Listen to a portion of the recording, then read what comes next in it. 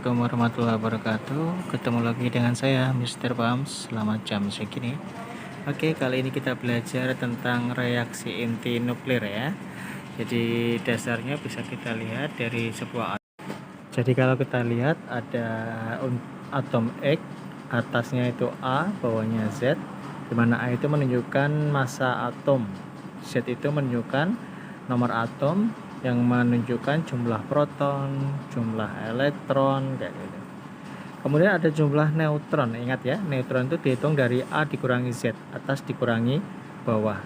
Nanti untuk menghitung defek massa itu seperti susut massa, di mana defek massa itu adalah selisih antara massa penyusun inti atom, proton ditambah neutron, dikurangi dengan massa inti itu sendiri, gitu ya. Jadi dia akan berubah menjadi energi ikat inti nanti delta M kali 931. Selanjutnya ada partikel-partikel yang perlu kalian hafalkan. Ini adalah partikel-partikel yang biasanya ditanyakan pada reaksi inti nuklir gitu ya. Ada alfa, alfa ada masanya 4, kemudian muatannya 2. Jadi yang perlu kalian hafalkan atasnya 4, bawahnya 2. Di mana alfa itu sama dengan alpha. Alfa itu sama dengan helium ya. Jadi itu harus dihafalkan. Kemudian ada beta.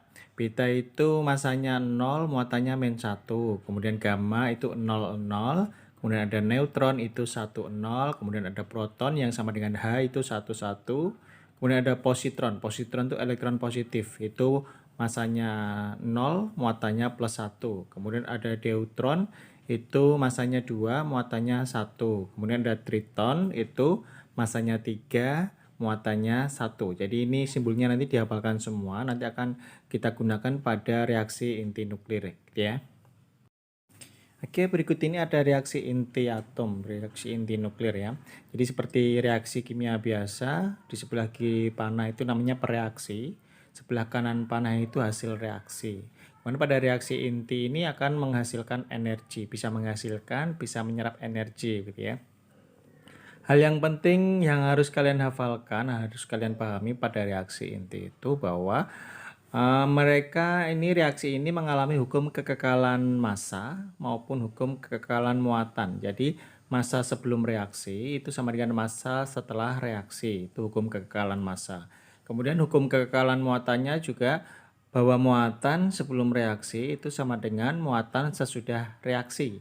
Jadi gampangnya begini, jumlah atas A1 dan A2 itu kalau dijumlah harus sama dengan A3 ditambah A4 gitu ya.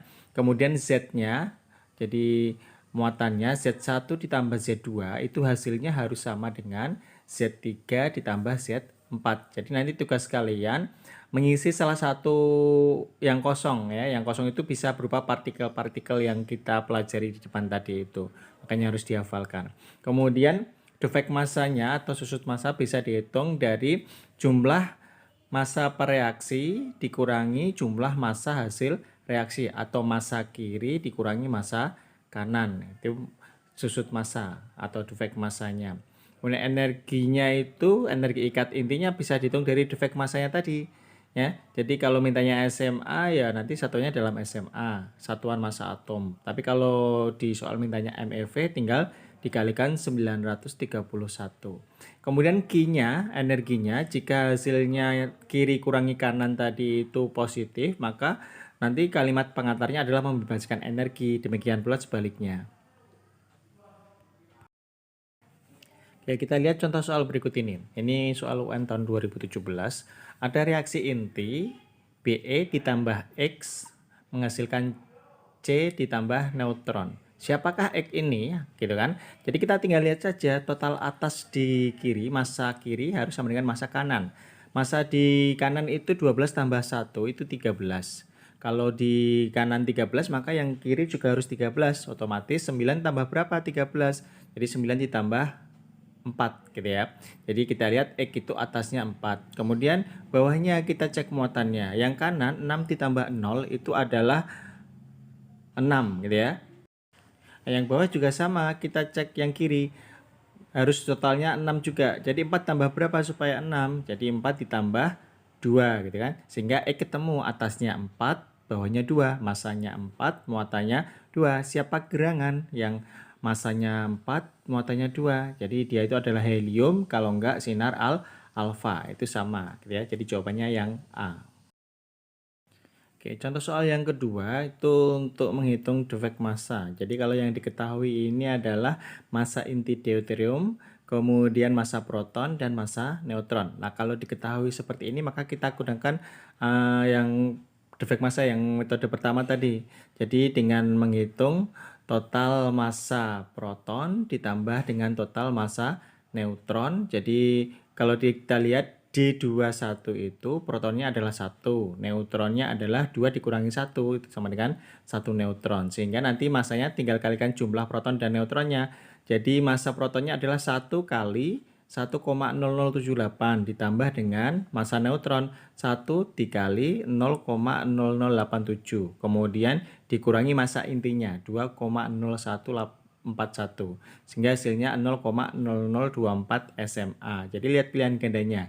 Kalau dalam SMA berarti selesai, kalau belum berarti kalikan dengan 931 MeV nanti jawabannya yang C ya. Soal yang kedua masih dengan cara yang sama. Di sini ada litium 16,8. Jadi 16,8 itu kita bisa lihat protonnya ada 8 dari angka yang bawah itu ya. Kemudian neutronnya itu 8 itu dari 16 dikurangi 8. Itu neutron ya, atas dikurangi bawah. Sehingga nanti defek massanya tinggal dihitung saja. 8 kali 1,0078 itu dari proton ditambah dengan neutronnya 8 neutron kali 1,0087. Kemudian dikurangi dengan massa intinya tadi 15,995 SMA.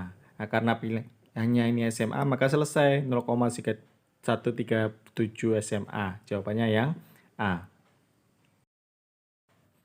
Oke, contoh yang ketiga ini juga sama. Ini untuk kalsium 40-20.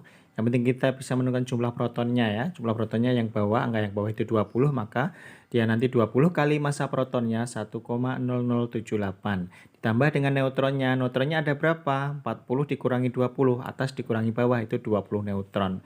Tinggal dikalikan massa neutron, kemudian jumlahnya dikurangi dengan massa inti atom kalsiumnya 40,078. Hasilnya 0,252 SMA, satuan massa atom ya, jawabannya yang B. Oke, contoh yang terakhir ini jika diketahuinya reaksi ya. Jadi kalau ada reaksi seperti ini nanti massa masing-masing komponen diketahui. Jadi Be ditambah dengan helium itu hasilnya adalah C ditambah dengan neutron.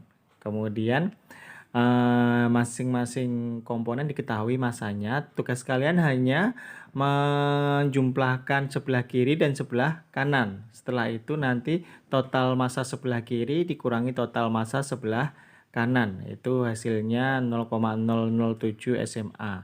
Kalau di pilihan gandanya minta MeV maka tinggal dikalikan 931. Nanti hasilnya adalah 6,517 MeV yang C. Contoh yang ini masih sama dengan reaksi inti, kemudian diketahui masing-masing komponennya. Bedanya di sini ada kalimat pengantarnya. Di jawabannya itu ada menghasilkan atau memerlukan gitu ya. Jadi ketika setelah kita hitung total massa kiri dikurangi total massa kanan, hasilnya itu ternyata positif 0,00129 SMA. Karena mintanya MeV tinggal kalikan 931. Jadi 931-nya hafalan ya. Jadi kemudian karena tandanya positif, maka kalimat pengantarnya adalah dihasilkan atau menghasilkan atau membebaskan gitu ya. Nanti kalau misalnya jawabannya negatif berarti tinggal memerlukan atau menyerap energi. Karena ini positif kita ambil yang A, dihasilkan. Jadi hati-hati dengan jawaban yang B. Itu diperlukan itu sama juga menyerap, salah ya. Jadi yang benar kalau positif adalah membebaskan atau dihasilkan.